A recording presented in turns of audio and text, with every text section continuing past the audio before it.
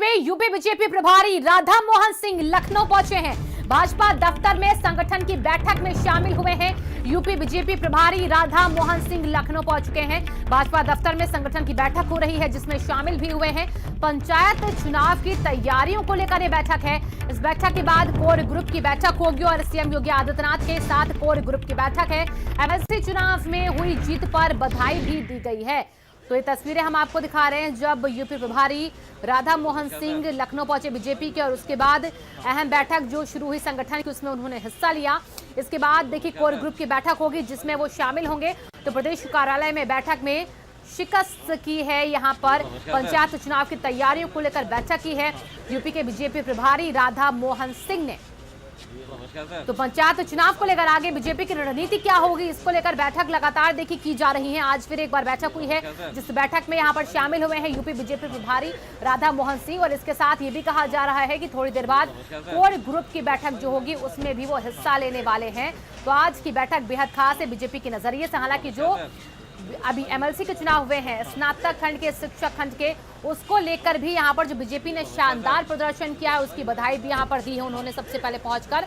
और इसके आगे अब पंचायत चुनाव है, पंचायत चुनाव को लेकर भी कमर कसना शुरू कर चुकी है बीजेपी, और उसी के लिए ये संगठन की बैठक आज हो रही है, जिसमें शामिल हुए हैं यूपी बीजेपी प्रभारी राधा मोहन सिंह।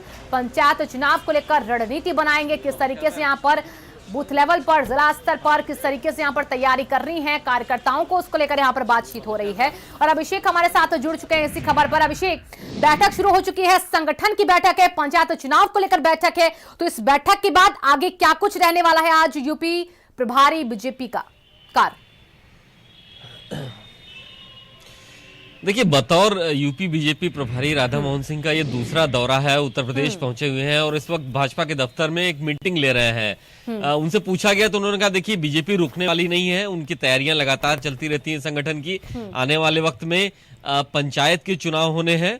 पंचायत के चुनाव बीजेपी इसलिए भी सीरियसली ले रही है क्योंकि आने वाले वक्त में एमएलसी की 36 सीटें इन्हीं पंचायत के जो प्रतिनिधित्व होते हैं वो तय करते हैं। तो ऐसे में पंचायत के चुनाव को बीजेपी सीरियसली ले रही है और अभी से उन पर फोकस कर रही है। जी बिल्कुल अभिषेक, देखिए ये चुनाव होगा और उसको लेकर तैयारियां क्या है वो देखिए बैठकों में हमें समझ में आ रहा है जो हो रही है बातचीत, लेकिन कोर ग्रुप की भी बैठक आज है इसके बाद।